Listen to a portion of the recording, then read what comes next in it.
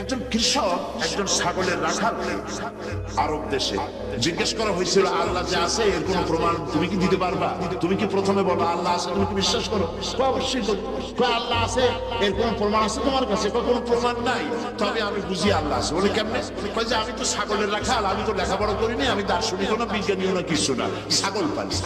আমি চিন্তা করি ছাগলে খায় ঘাস আর পায়খানা করে কতগুলো ক্যাপসুলের মতো ট্যাবলেট, আল্লাহ না থাকবে সেগুলো হয়। ওর মাথা যেমন ও বুঝছেও তেমন। ছাগলের রাখাল ছাগলের পায়খানা দেখা ওর মনেও চিন্তা আসে নিশ্চয়ই কেউ পরিকল্পনা করে এরকম করে।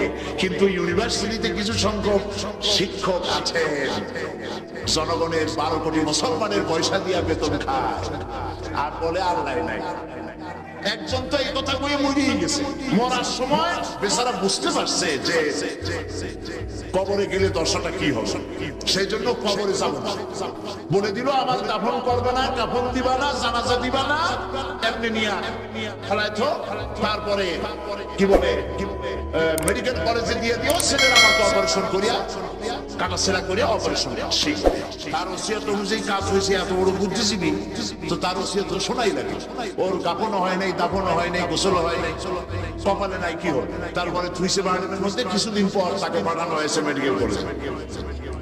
মেডিকেল কলেজের ছাত্ররা যখন শুনলো যে ওই লোকটার লাশ আসতেছে, ওরা দাঁড়ায় বলছে আল্লাহর রাস্তে মাপ চাই, এই হুজুর এখানে আনবেন না। উনি বেঁচে থাকতে আল্লাহর অস্বীকার করছে, এখন ওনারে কাইটে যদি আমরা অপারেশন শিখি তাহলে যে রুগীরে ধরবো যাও বাঁচতে ওইটা মরবে, কাজী এদারে ফিরা। এরপরে মিয়া কোন জায়গায় নিল না, আমার মিয়া বার্ডেমের ডিপ ফ্রিজের মধ্যে রেখে দিছে। আমার এখন চিন্তা হয়েছে যে এই লাশটাকে যদি এখন রাস্তায় ফেলায় দেয় কুত্তাও খাবে না, কারণ আমার দেশের কুত্তা, আমার দেশের কুকুরেরা এতটা অভদ্র না যে কুকুরে এত পুরানা বাসি লাশ খাওয়ার মতো আমাদের কুকুর এত বেয়াদব হয় নাই, এতটা অসভ্য হয়ে পারে না। কাজী আল্লাহর সাথে যারা নাফরমানি করে আল্লাহ এরকম দেখান, তবে এগুলি বুঝবে কেন? আল্লাহ রাব্বুল আলামিন বলেন ওয়াতিলকাল আমসালু নাযরিবুহা লিন্নাস ওয়া মা ইয়াকিলুহা ইল্লাল আলিমুন। অসংখ্য দৃষ্টান্ত এই পৃথিবীর বুকে ছড়ায় রেখেছি, এসব দৃষ্টান্ত থেকে উপদেশ গ্রহণ করতে পারবে তারা যাদেরকে আমি রব্বুল আলামিন জ্ঞান দান করেছি। যাদের জ্ঞান দিয়েছি ওরা তো জ্ঞান পাইনি, ওরা পাইছে বুদ্ধি। ওরা কি পেয়েছে? বুদ্ধি। আল্লাহ কোরআন শরীফে কোথাও বলেন নাই যে তোমরা আমার কাছে দোয়া করো আল্লাহ আমার বুদ্ধি বাড়ায় দাও। আছে না এরকমের কথা? আল্লাহ কি বাড়াইতে বলছে? আল্লাহ রাব্বুল আলামিন বান্দাদেরকে শিখায়েছেন বান্দারা আমার কাছে দোয়া কর, রব্বি জিদনি ইলমা। পড়েন সবাই, রব্বি জিদনি ইলমা। আয় আমার রব, আয় আমার স্রষ্টা, তুমি আমার ইলমকে, আমার জ্ঞানকে বৃদ্ধি করে দাও। বলেন সুবহানাল্লাহ। সুতরাং আল্লাহ রাব্বুল আলামিন সম্পর্কে সামান্য লেখাপড়া যারা করে ওরা আল্লাহরে বুঝবে কি করে? তবে আল্লাহ কোনো অ্যাকশন নেন না। পিঁপড়া সে যদি হাসির দেখে একটা ঠ্যাং উঁচু করে বলে এই হাতি কত বড় একটা দেব, এরকম যদি একটা বেসকি দেয় তাহলে হাতি কি পিঁপড়ারে দাঁড়িয়ে আসে নাকি? তোমার মতো ছাগল পাগল কইলো যে আল্লাহ নাই, তাতে আল্লাহ কিছু আসে যায়? ছাগল পাগল কুকুর ভেড়া এগুলোর কোনো দাম নাই আল্লাহর কাছে, এগুলোর কোনো মূল্য নাই। আল্লাহ পাক বলেছেন যারা আল্লাহকে অস্বীকার করে, যারা কাফের, তারা জানোয়ারের চাইতে নিকৃষ্ট। তারা হচ্ছে পৃথিবীর সমস্ত সৃষ্টি জগতের মধ্যে নিকৃষ্ট হচ্ছে তারা, যারা কাফের, যারা আল্লাহকে অস্বীকার করেছে। দেখুন কোরআন শরীফে আল্লাহ পাক এক জায়গায় বলেছেন ওয়ালাকাদ জারা'না লিজাহান্নামা কাসীরাম মিনাল জিন্নি ওয়াল ইনস। আমি মানুষ এবং জিনেদের মধ্যে এক শ্রেণীর মানুষ আর জিনকে তৈরি করেছি জাহান্নামের জন্য। জাহান্নামের জন্য তারা তৈরি হয়েছে। তারা লাহুম কুলুবুন লা ইয়াফকাহুনা বিহা, যাদেরকে অন্তঃকরণ দিয়েছি, এই অন্তঃকরণ দিয়ে সব বুঝলো, এই বিবেক দিয়ে সব বুঝলো, কিন্তু আমারে বুঝলো না, আমার সৃষ্টি বুঝলো না। ওয়ালাহুম আয়ুনুন লা ইউবসিরুনা বিহা, তাদের চোখ দিছি কিন্তু চোখ দিয়ে সব দেখলো, আমার সৃষ্টি দেখে আমাকে চিনল না। তাদের কান দিলাম, এ কান দিয়া সব শুনলো, কিন্তু মজলুম দুর্বলের ফরিয়াদ তাদের কানের মধ্যে ঢুকলো না। উলাইকা কাল আনআম, আল্লাহ পাক বলেন এগুলি হলো চতুষ্পদ। কি বলেন আপনারা? বলেন কি? জানোয়ার। কে বলতেছেন? আপনারা কি রাগ করতেছেন নাকি? আর রাগ করলে হবে নাকি? সৃষ্টি যিনি করেছেন এই পদবাচ্যে বিশেষিত বিবেচিত করেছেন সেই আল্লাহ। আল্লাহ পাকই বলছেন বিবেক দিলাম আমাকে চিনলে না, চোখ দিলাম আমার সৃষ্টি দেখে আমাকে উপলব্ধি করলে না, হেদায়েত পেলে না, কান দিলাম হক শুনলে না। উলাইকা কাল আনআম, মালিক চেনো নাই, কাজী তুমি হচ্ছ চতুষ্পদ জানোয়ারের মতো। এ পর্যন্ত বললে না হয় হতো, কিন্তু আল্লাহ আরো একটু আগায় গেলেন। আল্লাহ পাক সামনে গিয়ে বললেন বাল হো আদাল, জানোয়ারের চাইতে নিকৃষ্ট। আমি এইটা বুঝি নেই, জানোয়ারের চাইতে নিকৃষ্ট আল্লাহ কইলেন কেন? পরে অনেক চিন্তা করে বুঝে আসলে আল্লাহ পাক বলেছেন, বুঝতে চেষ্টা করতে চাইলে আল্লাহ পাক বোঝার ব্যবস্থা করে দেন। সুবহানাল্লাহ। এটা কেন জানোয়ারের মতো হইল কেন? পরে চিন্তা করে দেখলাম যে বিষয়টা হচ্ছে মালিককে চেনা নিয়ে, আল্লাহকে চেনা নিয়ে। পশুতে কিন্তু মালিক চেনে, পশুতে মালিক চেনে। যেমন আপনারা বাড়িতে যদি কেউ কুকুর পোষেন, কুকুর পোষেন অনেকে, এই কুকুর পোষেন কেন? কুকুর পোষেছেন চোর ডাকাত যাতে বাড়িতে হামলা না করতে পারে, সেই জন্য কুকুর পোষেছেন। গভীর রাত্রে মানুষের পায়ের আওয়াজ পাওয়ার সাথে সাথে কুকুর তার ভাষায় বিরাট গর্জন করে ওঠে, ঠিক কিনা? তার ভাষায় সে বলে, সে বলতে থাকে, তার ভাষায় সে বলে স্টপ, পরিচয় দিয়ে তুমি কে? এখন ওই লোকটা যদি মালিক হয়, বাড়ির মালিক, কুত্তার মালিক, তাহলে সে যখন বলে কুকুর একটা নাম রাখে, ডবলু বল্টু কিছু একটা রেখে দেয়, তো কুত্তার নাম ধরে কুত্তারে ডাক দিল থাম। কুত্তা তখন বোঝে আমি তো ভুল করছি, এ তো আমার মালিক। কুত্তা তখন কাছে চলে যায়, গায়ে লেজ নাড়াইয়া গায়ে বুলাতে থাকে। লেজ নাড়ানো মানে কুত্তায় গ্রিন সিগন্যাল দিয়ে দিছে, আপনি যাইতে পারেন, আপনার কোনো অসুবিধা নেই বাড়িতে ঢোকার ব্যাপারে। তাহলে দেখা গেল কুত্তা মালিক চেনে। কুত্তা কি করে? আবার যদি চোর আত্মাচাত আসে, তাহলে কুকুর খেউ করে ওঠার সঙ্গে সঙ্গে চোর বা ডাকাত আওয়াজ তো করতে পারবে না, তার মালিক জেগে উঠবে। দৌড়াতে গেলে আর উপায় নাই, কুত্তা আবার এখন আর লেজ নাড়বে না, চাপ করে পড়বে এবং কামড়ায় ধরবে তার ঠ্যাং অথবা ঘাড়। তাহলে বোঝা গেল কুত্তায় শত্রুও চেনে, মালিকও চেনে। কিন্তু এক শ্রেণীর নাস্তিক, তথাকথিত এক শ্রেণীর বুদ্ধিজীবী যারা আল্লাহকে অস্বীকার করেছে, সব বুদ্ধিজীবী খারাপ তা না, কিছু বুদ্ধিজীবী তো নিশ্চয়ই ভাবে, ঠিক কিনা বলে? কিন্তু এক শ্রেণীর আছে যারা আল্লাহরে চেনে নাই, ওরা কিন্তু বাড়ির ওই গৃহপালিত ওই পশুর চাইতেও নিকৃষ্ট, জানোয়ারের চাইতেও নিকৃষ্ট। মালিককে চিনতে হবে। সেই মালিককে চেনার জন্য আল্লাহ রাব্বুল আলামিন কোরআনে কারীমের ভিতরে এই সূরাটির মধ্যে আল্লাহ পাক বলছেন আমার সাথে ব্যবসা করতে হবে, এবং প্রথম কাজ হচ্ছে আমাকে চেনা, আল্লাহকে চিনতে হবে। আল্লাহ আছেন তা বিশ্বাস করতে হবে। একটি কথার ভেতরে, একটি ছোট্ট সূরার মধ্যে আল্লাহ পাক বিষয়টি ক্লিয়ার করেছেন। আল্লাহ পাক বলেছেন কুল হুয়াল্লাহু আহাদ। সূরাটি মুখস্থ আছে কিনা? পড়েন সবাই আমার সাথে, গলা ছেড়ে দিয়ে পুরুষের মতো। কুল হুয়াল্লাহু আহাদ আল্লাহুস সামাদ লাম ইয়ালিদ ওয়া লাম ইউলাদ ওয়া লাম ইয়াকুল লাহু কুফুয়ান আহাদ। আল্লাহ পাক বলেন, বলো হে নবী আপনি বলুন, আল্লাহ এক এবং একক, তিনি বেনিয়াস, কারো মুখাপেক্ষী তিনি নন। তিনি কাউকে জন্ম দেন নাই, তাকেও কেউ জন্ম দেয় নাই। আকাশ আর জমিনে আল্লাহ পাকের সমকক্ষ কেউ নাই। সুবহানাল্লাহ। এ হচ্ছে আমার আল্লাহ, এ হচ্ছে আমার আল্লাহ। কাউকে জন্ম দেন নাই, তিনিও কারো জন্মে হন নাই। তিনি কারো মুখাপেক্ষী নন, আকাশ আর জমিনে তার সমকক্ষ কেউ নাই। সুতরাং এই হচ্ছে আল্লাহ পাক। তার জাতকে, তার অস্তিত্বকে মানতে হবে, স্বীকার করতে হবে। এটা গেল এক নম্বর। 2 নম্বরের কথা হচ্ছে, যেহেতু ইমানের উপরে আমি ব্যাপক কথা আলোচনা করতে চাই ইনশাআল্লাহ, সেই জন্য খুব বেশি ব্যাখ্যা দিচ্ছি না। 2 নম্বরে হচ্ছে, আমি বলছিলাম 5টা শর্ত, 4টে। 1 নম্বর কি? আল্লাহর অস্তিত্ব। 2 নম্বরে হচ্ছে আল্লাহর গুণাবলী, গুণাবলীকে স্বীকার করা। পানিকে বিশ্বাস করতে হবে, পানি ডুবাই দিতে পারে, ভিজাইতে পারে। পানির এই ধর্ম সহকারে, এই শক্তি সহকারে পানিকে বিশ্বাস করতে হবে। পয়জনকে বিশ্বাস করতে হবে, তাকে পান করলে আমি মরে যেতে পারি। সাপে দংশন করলে মরে যেতে পারি, সাপকে এভাবে বিশ্বাস করতে হবে। বাঘকে বিশ্বাস করতে পারে, হতে হবে যে সে যে কোনো মুহূর্তে আমাকে হামলা করতে পারে। প্রত্যেক জিনিসের শক্তি সহকারে, আগুন সে জ্বালাতে পারে, পোড়াতে পারে, এই শক্তি সহকারে বিশ্বাস করতে হবে। আল্লাহরে বিশ্বাস করবেন কিভাবে? আল্লাহর গুণাবলী সহকারে। বলেন, আল্লাহকে বিশ্বাস করবেন কিভাবে? তার গুণাবলী সহকারে বিশ্বাস করতে হবে। শুধু যদি বলেন আল্লাহরে বিশ্বাস করি, হবে না। আল্লাহর গুণ সহকারে বিশ্বাস করতে হবে।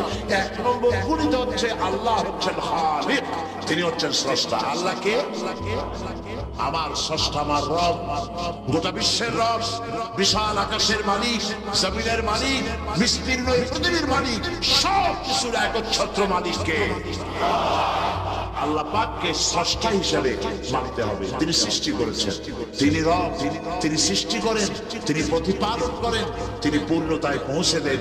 এই হিসাবে তিনি, তাকে বিশ্বাস করতে হবে। গোটা সৃষ্টিকে প্রতিপালন করার জন্য পানি দরকার। এই পানির বন্দোবস্ত কে করেছেন? বলেন, কে করেছেন? এই পৃথিবীর 4 ভাগের 3 ভাগ কি? বলেন কি? পানি। আর 1 ভাগ স্থল। এই অতিরিক্ত পানি যে আল্লাহ বানালেন, 3 ভাগ পানি, 1 ভাগ স্থল। এই পানি কি খামোখা বানিয়েছেন? না। এই পৃথিবীকে বাঁচায় রাখার জন্যই আল্লাহ পাক পানি বানায় রেখেছেন, অতিরিক্ত পানি বানাইছেন। আবার ওই পানি সব জায়গায় পৌঁছতে পারবে না বলে আল্লাহ বিরাট জলাধার বানিয়েছেন, সমুদ্র, মহাসমুদ্র, বিরাট বিরাট দরিয়া। এতে পানি সব জায়গায় পৌঁছবে না বলে আল্লাহ পাক আবার খাল বানিয়েছেন, নদী বানিয়েছেন, বিল বানিয়েছেন, হাওর বানিয়েছেন। মাটির পরতে পরতে আল্লাহ পাক পানি রেখে দিয়েছেন। সুবহানাল্লাহ।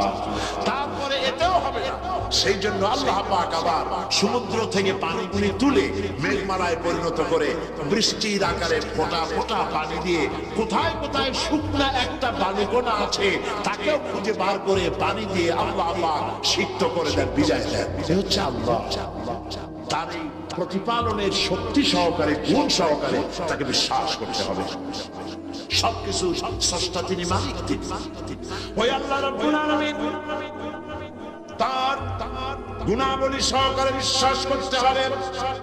তার গুণ হচ্ছে তিনি খালিক, তিনি মালিক, তিনি রাজ্জাক। সকলের খাবার তিনি পৌঁছান, কারো খাবার তিনি। পৃথিবীতে যত প্রাণী তৈরি করেছেন, সকলের খাবারও তিনি তৈরি করে দিয়েছেন। আল্লাহ পাক বলেছেন, ওয়া মা মিন দাব্বাতিন ফিল আরদি ইল্লা আলাল্লাহি রিজকুহা। পৃথিবীর ভিতরে এমন কোন প্রাণী নাই, এমন কোন জীব নাই যার রিজকের দায়িত্ব আমি আল্লাহ গ্রহণ করি নাই। সুবহানাল্লাহ। সকল প্রাণী জগতের খাবার কে তৈরি করেছেন? খাবার পৌঁছাচ্ছেন কে? একটা দৃষ্টান্ত দেই, যেহেতু আজকে এই বিষয় আমি বলবো না, একটা দৃষ্টান্ত দেই বোঝার জন্য। আপনারা মুরগির ডিম দেখছেন নিশ্চয়ই, অন্যান্য পাখির ডিমও দেখেছেন। এই ডিমের ভিতর থেকে বাচ্চা হয় ডিমের কোন অংশ দিয়ে? ভেতরে কুসুমটা দিয়ে কি হয় বলে? বাচ্চা হয়। বাচ্চা যখন ডিমের ভিতরে হলো, তখন তার প্রাণ আসছে। এই প্রাণ আসার পর, প্রাণ আসার সাথে সাথে বাচ্চার ক্ষুধা উদ্রেক হয়েছে। খাবেটা কি? ডিমের ভিতরে খাবার পৌঁছতে গেলে ডিম তো ফেটেই যাবে, বাচ্চা মরে যাবে। এখন খাবারটা দুনিয়ার কোন বিজ্ঞানী ডিমের পেটের মধ্যে, ডিমের মধ্যে বাচ্চাকে খাবার পৌঁছতে পারবে কি? তাহলে ওই ডিমের মধ্যে বাচ্চাটাকে খাবার কে দেয়? কিভাবে দেন দেখছেন আপনারা? কুসুমের বাইরে যে সাদা অংশটা থাকে এটা হচ্ছে প্রোটিন, এটা হচ্ছে খাদ্য। যতদিন এই বাচ্চাটা কুসুমের ভিতর থেকে বাচ্চায় পরিণত হয়ে যতদিন ডিমের মধ্যে থাকা লাগবে, 18 দিন বা 19 দিন, যতদিন থাকা লাগবে ততদিনের খাদ্য ওর চতুর্পাশে রেখে দেওয়া হয়েছে। সবটুকুন খেয়ে খেয়ে যেদিন তার সবটা সাদা অংশ খাওয়া হয়ে গেল, তখন ঠোঁট দিয়ে পাতলা পর্দাকে ফাটায় দিয়া পৃথিবীর মাঝে বেরিয়ে আসে। এই বাচ্চাটির খাবার কে দিয়েছে? সমস্ত প্রাণী খাদ্য তিনি পৌঁছে দিয়েছেন, কোন জিনিস তিনি বাকি রাখেন নাই। আল্লাহকে বিশ্বাস করতে হবে, তিনি রাজ্জাক, তিনি খালেক, তিনি রব, তিনি স্রষ্টা। এই আল্লাহ পাকের যে 99টি নাম আছে, সমস্ত নাম হচ্ছে গুণবাচক নাম। এই গুণবাচক নাম দিয়ে তার গুণ সহকারে তাকে বিশ্বাস করতে হবে। গেল 2 নম্বর। কয়টা বলেছিলাম? শব্দ। 3 নম্বর হচ্ছে আল্লাহ পাকের ক্ষমতা। আল্লাহরে বিশ্বাস করবেন ক্ষমতা দিয়ে। কি দিয়ে বিশ্বাস করবেন? ক্ষমতা দিয়ে। কি ক্ষমতা? আল্লাহ রাব্বুল আলামিন তার ক্ষমতা হচ্ছে দিনকে রাত বানাতে পারেন, রাতকে দিন বানাতে পারেন, সাগরকে নগর বানাতে পারেন, নগরকে সাগর বানায় দিতে পারেন, পথের মানুষ ধরে, রাস্তার মানুষ ধরে প্রেসিডেন্ট বানায় দিতে পারেন, আবার প্রয়োজনে ফাঁসির মঞ্চে চড়াই দিতে পারেন। আল্লাহ রাব্বুল আলামিন জিন্দাকে মৃত্যু করেন, মৃত্যুকে জিন্দা করেন, সবকিছুর ক্ষমতা। ইন্নাল্লাহা আলা কুল্লি শাইইন কাদির। সমস্ত জিনিসের উপরে ক্ষমতা রাখেন কে? জোরে বলো। সব জিনিসের উপরে প্রচন্ড ক্ষমতার মালিক। এই ক্ষমতা অ্যাপ্লাই করার জন্য আল্লাহ রাব্বুল আলামিনের কোনো বাটন টেপা লাগে না, সেনাবাহিনী টাকার দরকার হয় না। শুধু বলেন 2টা অক্ষর। বলেন তো কি? মাশাআল্লাহ, আপনাদের ওয়াজ শুনে মজা আছে, কারণ আপনারা বোঝেন। শুধু 2টা অক্ষর হও, সাথে সাথে হয়ে যায়। এটা 2টা ব্যাখ্যা আছে। একটা হচ্ছে যেটা আল্লাহ পাক এখনই চান, সেটা কোন বলার সাথে সাথে তখনই হয়। আবার যেটা এখন চান না, কিছু পরে, সেটার জন্য কোন বলার সাথে সাথে সেটা হওয়ার প্রক্রিয়া শুরু হয়ে যায়। সুবহানাল্লাহ। দেখেন না, এই যে ভারতের আনজাদ, ভুজ, আহমদাবাদ, এইখানে আল্লাহ অবিশ্বাসী লোক যারা, তারা বলে প্রকৃতির লীলা খেলা।